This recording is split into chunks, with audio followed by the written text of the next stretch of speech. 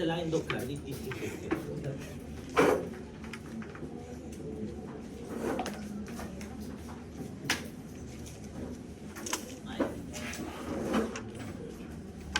¿Qué tienen por endocarditis?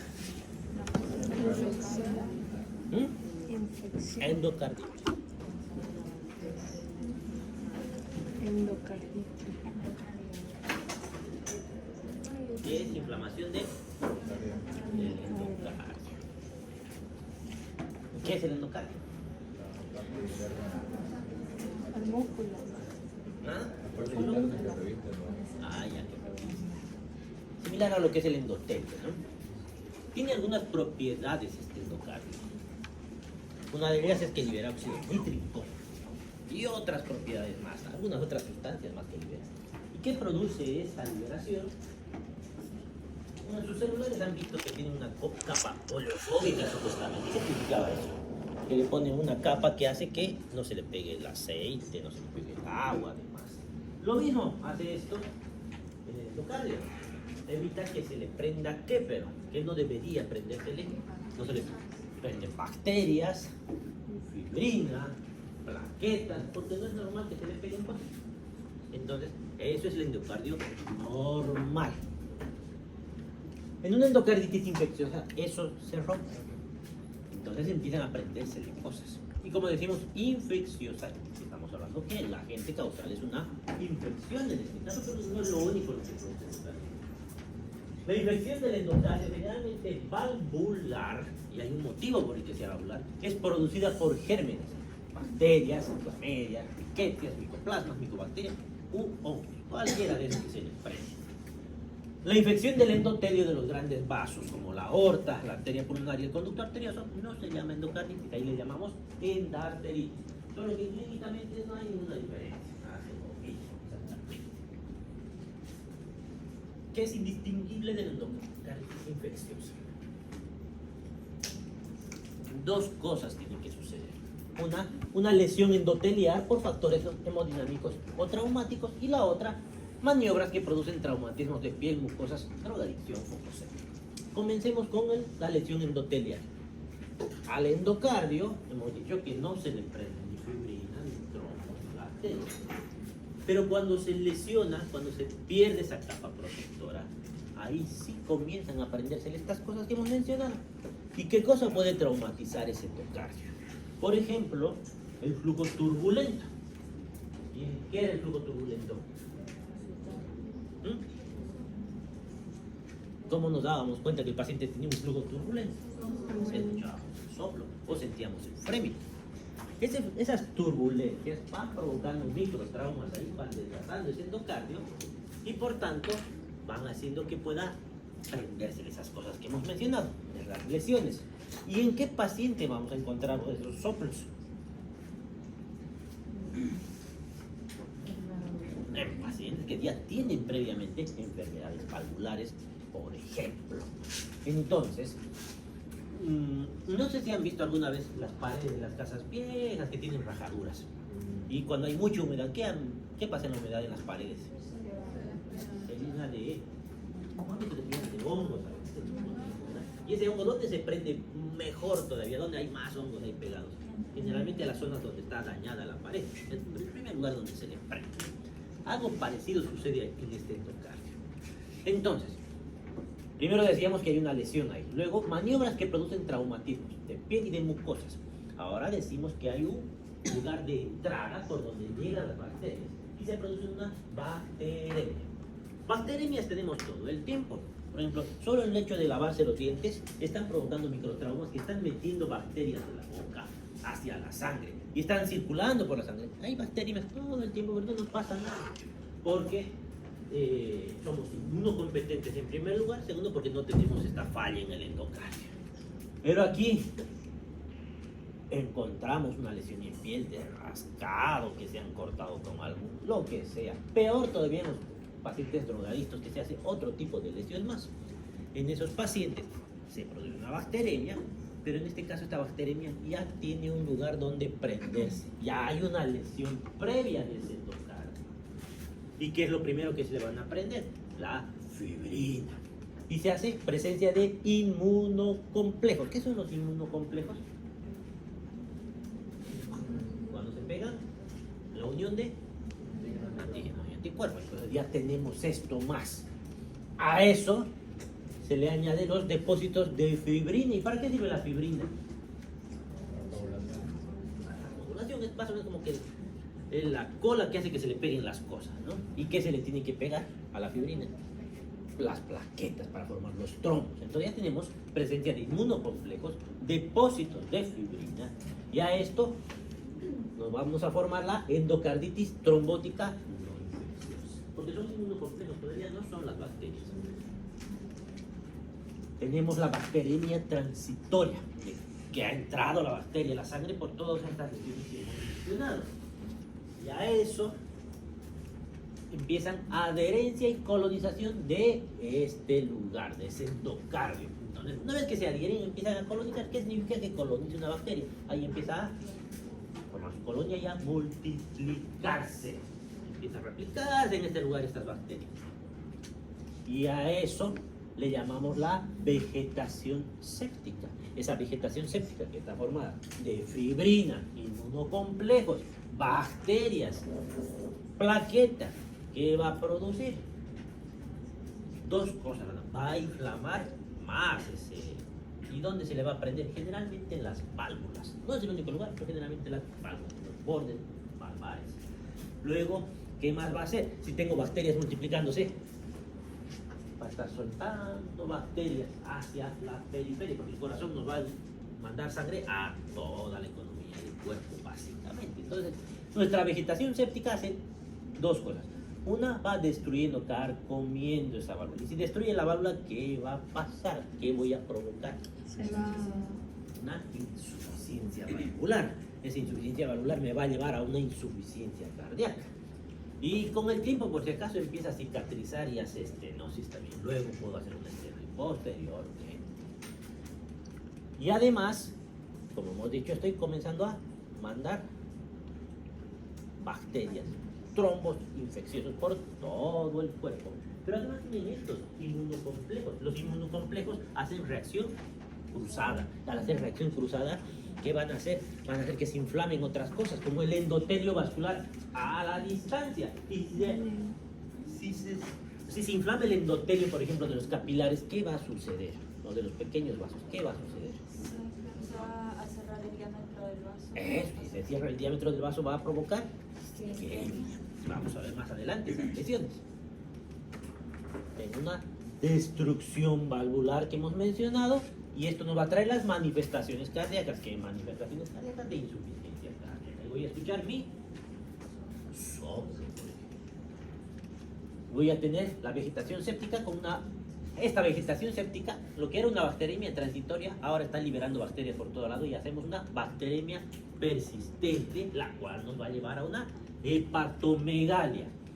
La liberación de inmunocomplejos con vasculitis, que hemos dicho, y glomerulonefritis. ¿Qué será la glomerulonefritis? Glomerulorenal. Clínicamente, yo sé que no hemos llevado, pero tal vez saben algunos de ustedes.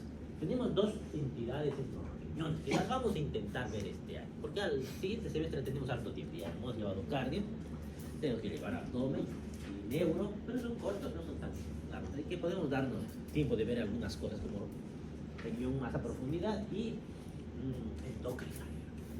De todas maneras, si no llegamos a eso, podemos ir adelantando algunas cosas. Tenemos dos cosas importantes, el síndrome nefrítico y el síndrome nefrótico. No sé si han escuchado hablar de esto. Sí. ¿Han escuchado? ¿Y qué han escuchado? ¿Cuál era la diferencia entre el síndrome nefrótico y el nefrítico? Los dos estaban en el glomérulo renal. El nefrítico, ¿qué es este? Caracterizado por la glomerulonefritis, es uno que causa síndrome nefrítico. Entonces el glomérulo inflamado empieza a eliminar sangre, glóbulos rojos. Entonces voy a tener una hemoglobinuria, por tanto voy a tener una hematuria. Puedo tener hematuria microscópica o macroscópica. Además de estos pacientes, como se afecta el glomérulo, se afecta la arteriola aferente y eferente, voy a tener, si se afecta mi arteriola aferente, ¿qué me va a pasar? Está inflamada la arteriola aferente. Voy a tener hipertensión porque se va a activar mi eje retina-angiotensina local. Entonces son pacientes hipertensos con hematuria. Y el síndrome nefrótico, que aquí no tiene nada que ver, pero para saber diferenciarlo, porque siempre preguntan en todos los exámenes, el síndrome nefrótico, ¿han escuchado hablar alguna vez qué es el síndrome nefrótico?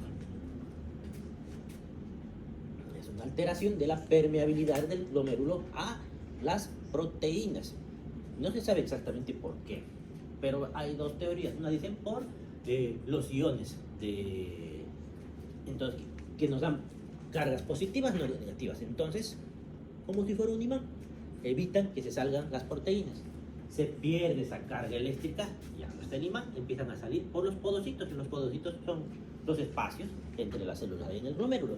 Entonces empiezan a salirse la albúmina y las otras proteínas. Otro dice que se abren los podocitos y hay más espacio, y de esa manera salen las proteínas. Entonces, ¿qué voy a tener en orina? Proteinuria. Y si tengo proteinuria, ¿qué voy a tener? Edemas. Y si tengo una proteinuria, tengo que compensar que me falten proteínas. ¿Qué voy a hacer? Voy a tener que producir. ¿Dónde se produce? El hígado empieza a alterarse y a desesperarse para producir proteínas, pero no es tan inteligente. También empieza a producir otras cosas más, como colesterol y triglicéridos, lípidos, como dijeron. Entonces voy a encontrar en mi síndrome nefrótico proteinuria, edemas, y si produzco lípidos, colesterol y triglicéridos elevados. Este es el síndrome nefrótico, por si acaso. ¿Dónde vemos síndrome nefrótico con más frecuencia? Los pacientes con nefropatía diabética. La mayoría de los que caen a diálisis son los que tienen nefropatía diabética, síndrome nefrótico secundario a nefropatía diabética. Eso se ve alto.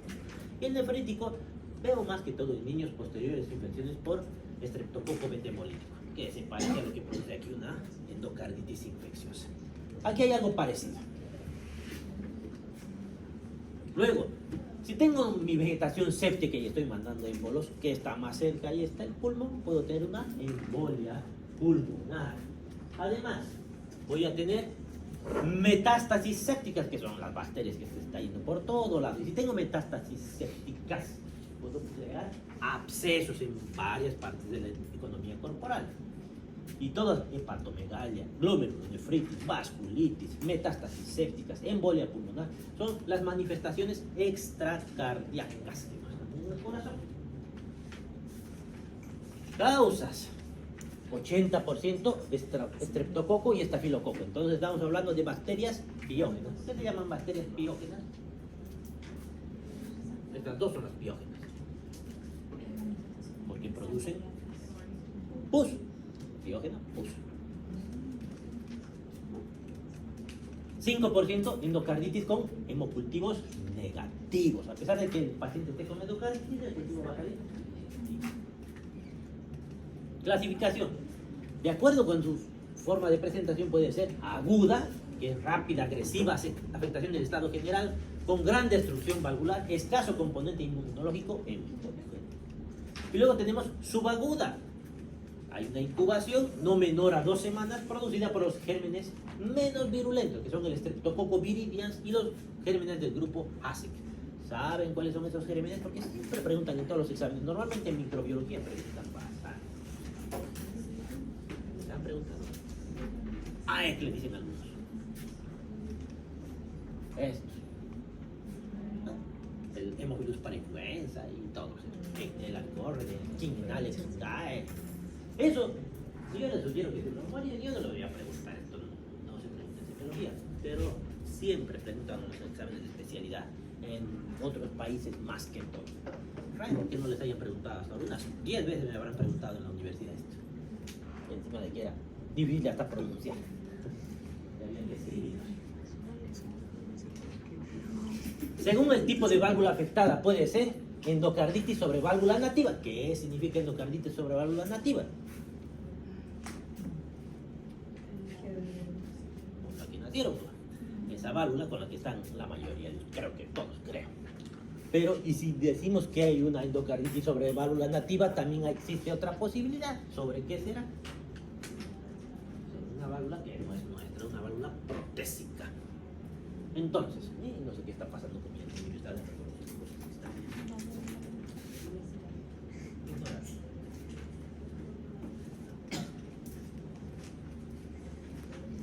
turbulencia y lesiones del endotelio.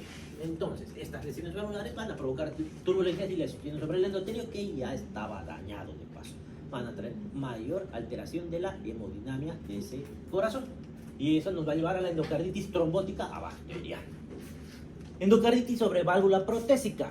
Al ser constituida por materiales inertes, esa válvula que nos han trasplantado, entonces tenemos modificaciones hemodinámicas con daño del endocardio. Y esto nos puede llevar a dos cosas: la endocarditis protésica precoz, que es cuando aparece después, antes de un año, y la endocarditis protésica tardía, que aparece después de un año. Dos veces más ese letrero, me imagino. Endocarditis derecha. Ahora, ¿cuáles son las válvulas que más frecuente hacen endocarditis? Como hemos dicho, que en esos flujos, turbulencias, daño. Entonces hay que pensar que son las válvulas que más presión manejan. ¿Y cuáles son las válvulas del corazón que más presión manejan? La aórtica y la otra, la mitral, la mitral. Esas son las más frecuentes. Pero tenemos también endocarditis derecha sobre válvula tricúspide. Tenemos el germen más común, el estafilococo dorado, que nos va a traer fiebre, infiltrados pulmonares recurrentes. ¿Qué son infiltrados pulmonares? Yo sé que todavía no están llevando ustedes radio, pero ¿qué entienden por infiltrados pulmonares? En radiología se ve eso. ¿Ah? Son unas manchas blancas o radiopacas en la placa de tórax del pulmón. Eso suelen aparecer por las embolias pulmonares. Mortalidad menor al 5%. Esto otra vez alguno de mis estudiantes me preguntó que no se acordaba.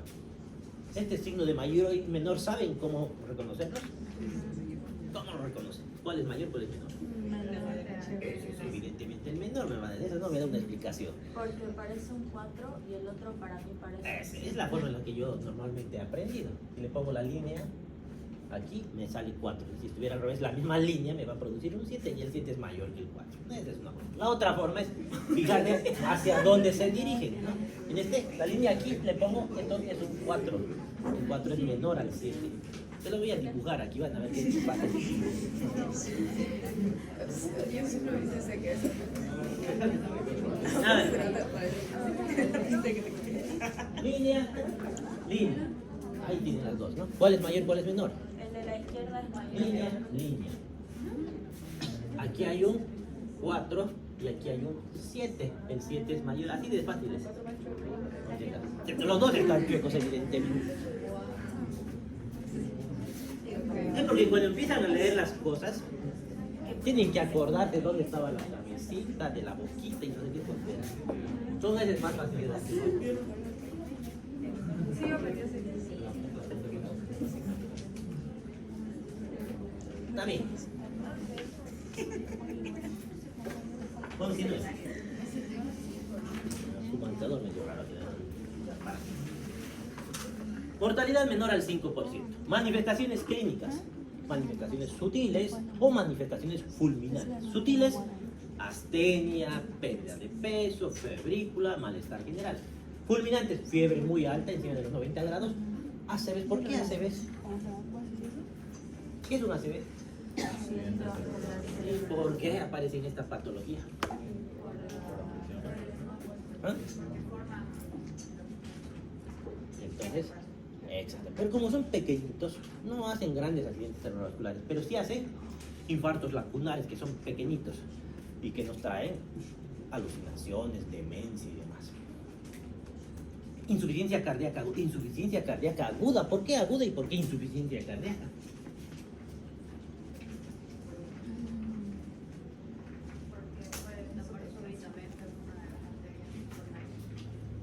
No el trombo. Ya dejan de pensar en el trombo. La endocarditis. La válvula que le ha pasado. En muy poco tiempo. Por tanto, voy a hacer una insuficiencia valvular en muy poco tiempo. Y ahí entro en insuficiencia cardíaca aguda.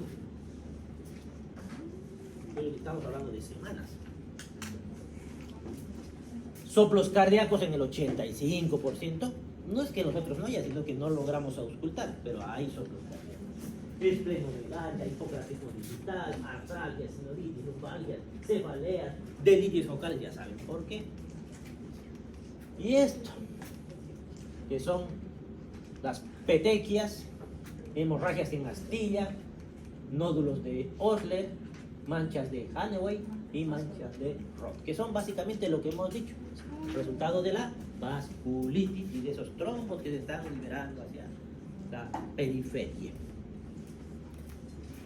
Y esto van a leer para su examen y no está en su libro. Está, pero no está este. ¿Qué está en su libro? A ver, ¿quién está en el libro a mano? Dice criterios de Duc-Durac modificados en su libro, porque dice, ¿no? Un cuadro pequeño está, pero no se parece mucho a este. ¿Por qué? Porque nuestros amigos cardiólogos decidieron un día reunirse en 2023 y dijeron que era muy pocas cosas sus criterios de Duc-Durac y los volvieron a modificar y le aumentaron todo. Porque no se los voy a leer aquí porque me aflojera.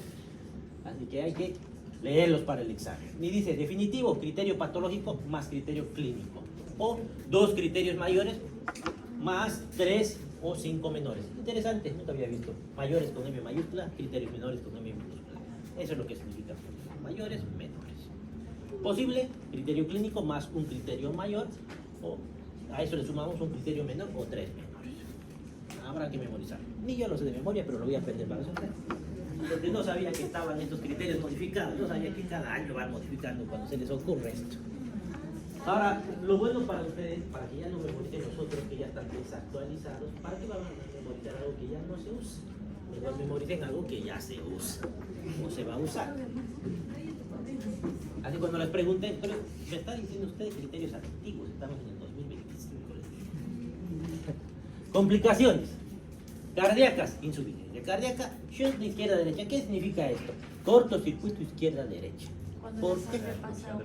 ¿Y por qué está pasando? Porque hay una anomalía, hay un hueco. Bueno, aquí el hueco puede estar provocado por nosotros mismos. Bueno, por el mismo cuerpo. ¿Qué ha pasado? Esa vegetación está destruyendo un tabique. Entonces ahí puede aparecer el cortocircuito izquierda a derecha. ¿Qué es la sangre que va de ahí? Del corazón derecho al izquierdo sin oxigenarse. La idea, más que se vaya del corazón derecho al izquierdo, es que se vaya pero sin oxigenarse. A eso le llaman cortocircuito. Por ejemplo, en pulmón, en la neumonía, hay un cortocircuito. No es que la sangre se ha desviado en el caso de la neumonía. Más que todo en el COVID veíamos harto esos cortocircuitos. Pero no había una anastomosis. ¿Qué sucedía? La sangre volvía sin oxígeno. ¿Por qué? Porque esa condensación evitaba que se oxigene esa sangre. Trastornos de conducción. Miocarditis difusa. ¿Qué es una miocarditis? Inflamación del músculo cardíaco. Y el miocardio, a ver, cuando se inflama cualquier cosa, ¿qué aparece? Edema, más que edema, ¿qué es? Rubor. Ahí está su edema. Dolor, impotencia funcional o pérdida de funcionalidad. En este caso, ¿cuál es la función del corazón? Porque es el miocardio.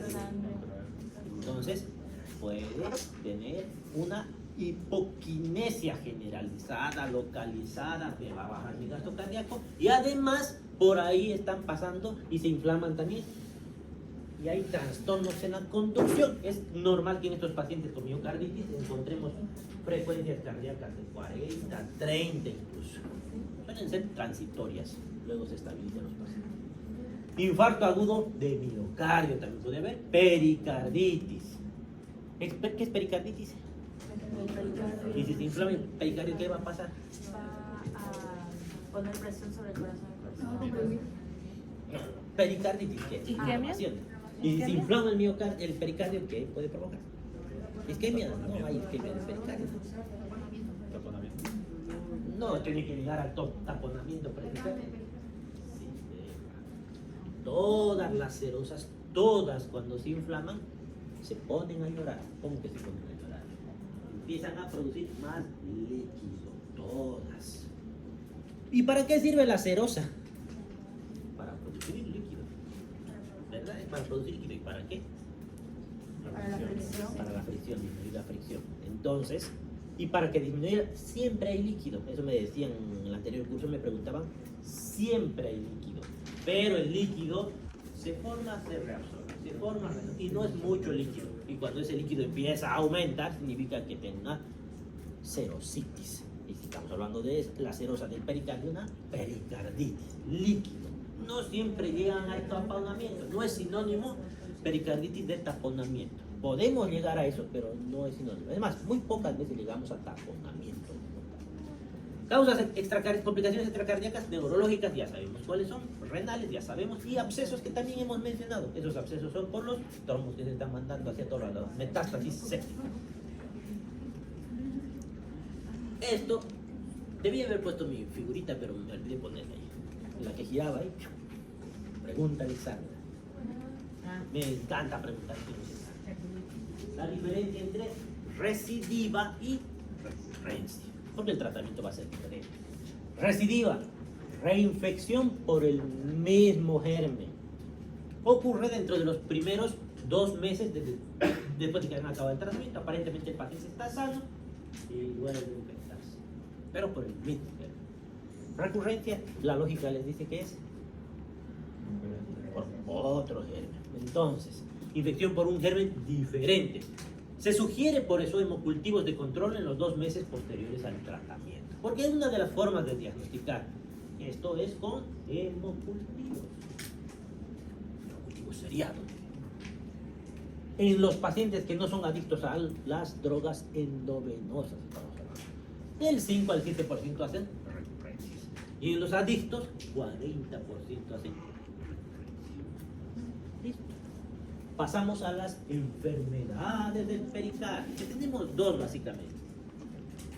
Ahí tenemos un pericardio que cuando se inflama empieza a liberar líquido y hacemos derrame pericárdico.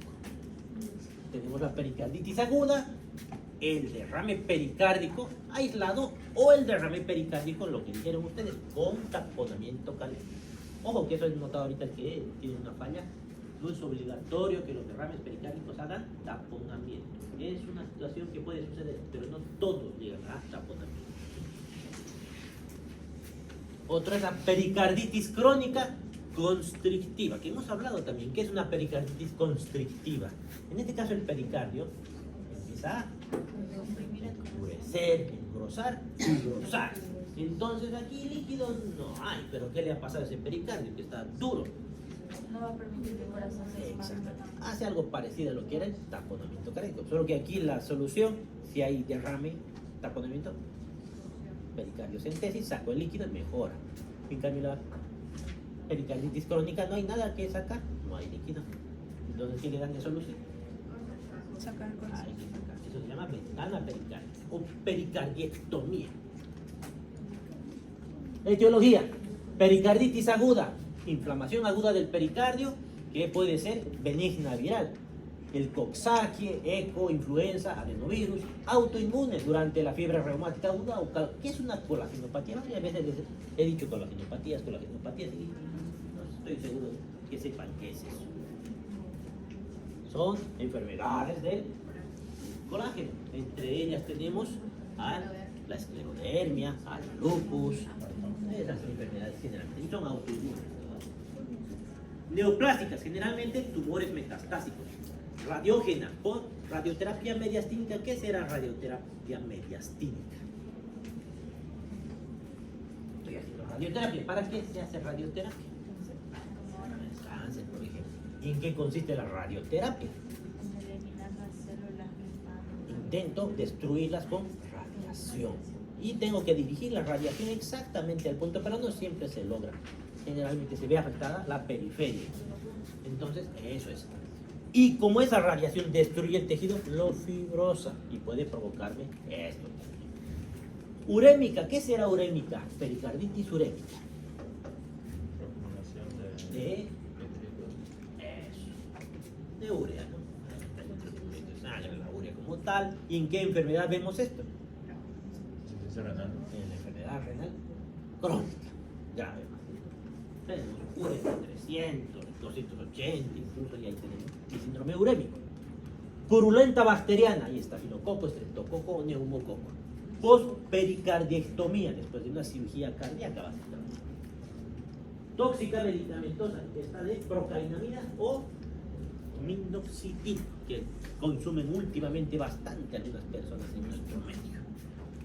Epistenocárdica, secundaria a un infarto agudo de miocardio. Incidencia y prevalencia. ¿Tenemos? 2% de incidencia, 28% de las pericarditis antecede 1 o 2 semanas antes de un cuadro viral de vía respiratoria superior, vías aéreas superiores. Lo ves. Manifestaciones clínicas, dolor precordial en el 60% de las veces. ¿Por qué es ese dolor precordial? Cuando el derrame es masivo, ya deja de doler. El dolor puede ser urente o quemante, intenso, de rápida instalación, localizado en la parte baja del esternón y irradiado a la cara anterior del tórax. Aumenta con la inspiración profunda y se alivia con la posición genupectoral o la plegaria maurotana. Síndrome febril en el 30% de las situaciones. Puede ser leve y manifestarse por astenia y adinamia. Diagnóstico: en la anamnesis hay las características del dolor, los antecedentes de 2 semanas antes de haber tenido una infección de vía respiratoria superior o vía aérea superior, factores de riesgo de enfermedad coronaria. En la auscultación vamos a encontrar el frote pericárdico en el 90% de las situaciones hasta que se llena de líquido, que es un ruido rudo, sistólico o puede ser diastólico. Suele desaparecer cuando se produce el derrame. Y ese sonido es como cuando se sientan en el sofá, ese sonido del cuero, eso mismo. Y aquí encontramos, ¿se acuerdan de la bradicardia relativa? ¿Qué era? La taquicardia. Bradicardia relativa, ¿qué era? Cuando hay fiebre y la frecuencia cardíaca disminuye. No sube. No sube. En relación a esa subida de temperatura. Puede estar normal, pero no, mire, el paciente está con fiebre, debería estar taquicárdico, pero no sube. ¿En qué patología veíamos? ¿Ah? En la fiebre tifoidea. ¿Ya? Y si había una taquicardia, si había una bradicardia relativa, pues hay una taquicardia relativa, que aquí está. Creo que no dice eso en su libro exactamente, no sé qué dice en su libro. Pero es una taquisfignia. ¿Qué es taquisfignia? Ah, bueno, me está hablando de taquicardia, aquí me dice pulso, pero el pulso viene de la taquicardia. 50% exagerada a nivel de la hipertemia. Significa que si aumenta mi frecuencia cardíaca, ¿por cuántos latidos tiene que aumentar por cada grado? 10. Pero en este caso está aumentando 20, 30. Estamos hablando de una taquicardia relativa.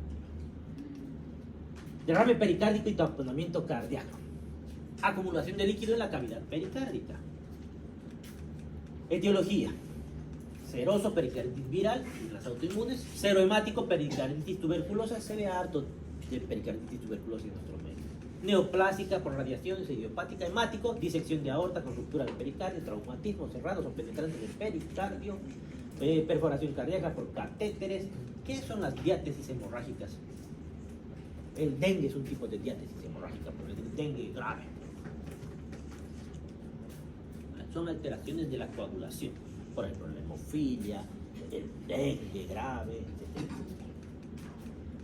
Los infartos agudos de miocardio con ruptura cardíaca. ¿Qué será un derrame quiloso? Que aparece linfa ahí, o ruptura del conducto torácico en el pericardio por traumatismos o tumores. He tenido 2 pacientes en el hospital con esto de parece pus, pero no lo sé. Colesterológico por hipotiroidismo crónico grave. Fisiopatología: derrame pericárdico, hay un aumento de presión en la cavidad pericárdica. Ese aumento de presión nos va a llevar a restricción del llenado de las cavidades derechas. Y si tengo restricción del llenado de las cavidades derechas, ¿qué me va a pasar? Derechas. Voy a tener hepatomegalia, intestinal y edema. Y eso me va a disminuir. ¿Por qué va a disminuir el gasto cardíaco?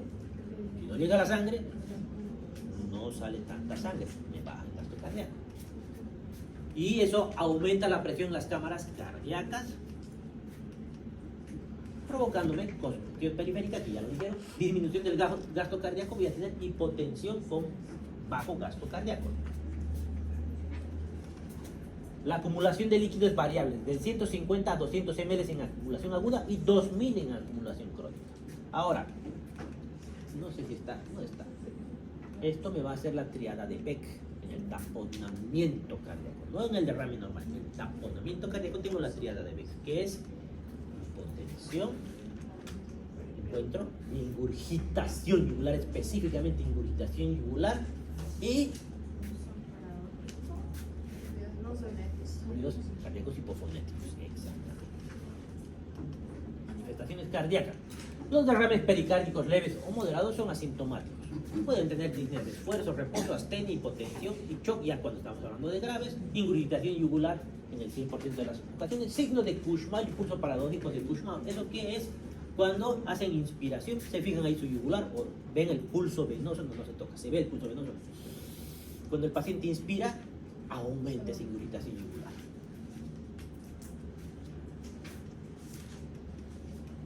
Se acabó la batería.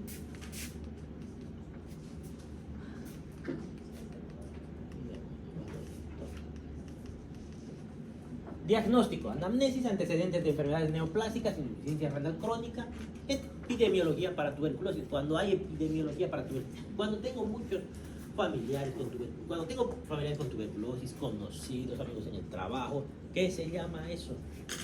Tiene un nombre en la historia clínica. Positivo, no sintomático, infeccioso, pero el que tiene gente alrededor con tuberculosis. Con B positivo. Con B positivo. Eso. La historia clínica. Traumatismos precordiales, dolores anginosos previos, al examen físico, ingurgitación venosa, matidez anormal del precordio. Significa que mi área de matidez cardíaca va a estar disminuida. ¿Cómo va a estar mi área de matidez cardíaca si tengo derrame? Aumentada. Y voy a encontrar el signo de Gendring, ¿se acuerdan? Que era el choque de la punta. Va a estar en el lugar donde debe estar, pero va a estar dentro del área de matidez cardíaca. Porque si fuera una cardiomegalia, ¿dónde debería estar mi choque de la punta? Donde acaba mi área de matidez cardíaca, ¿no? Entonces, ¿por qué tendría el choque de la punta por dentro? Porque eso no es el corazón, eso es el derrame. ¿Qué más? Ruidos cardíacos alejados, hipofonéticos, taquicardia, intentando compensar esto. Aquí estamos hablando de un taponamiento cardíaco, en este caso es por un trauma. No, ni siquiera un trauma, creo que de aquí ha sangrado una sutura de la aorta. Y esto es sangre. Bueno, en general está haciendo un taponamiento cardíaco, aumento exagerado de las presiones que están evitando que ese corazón me dé un gasto cardíaco como para sobrevivir. Pasamos a la pericarditis constrictiva crónica, que es la inflamación crónica del pericardio que produce una calcificación fibrosa y calcificación de ambas hojas del pericardio con obliteración de la cavidad por adherencia. Significa que no le da espacio al corazón para hacer diástole porque está duro, calcificando, abrazando ese corazón. Puede ser tuberculosa, hay mucho en nuestro medio, purulenta, por radiogénica, autoinmune, urémica, post cirugía cardíaca o idiopática finalmente. Aquí que tenemos inflamación del pericardio por el derrame pericárdico. Y tenemos contractura fibroelástica visceral del pericardio que nos va a llevar a una cicatrización fibrosa. Se cicatriza ese pericardio. Y al cicatrizarse hay una calcificación de ambas hojas pericárdicas que me van a llevar a una rigidez, un pericardio duro. Al estar duro ese pericardio, disminuye el llenado diastólico ventricular. Y eso me va a llevar a la congestión periférica y a la disminución del gasto cardíaco. Incidencia y prevalencia: 5% de las pericarditis agudas con derrame evolucionan a pericarditis crónicas. Entonces, todos los derrames pericárdicos que han visto, el 5% van a terminar en pericarditis crónica.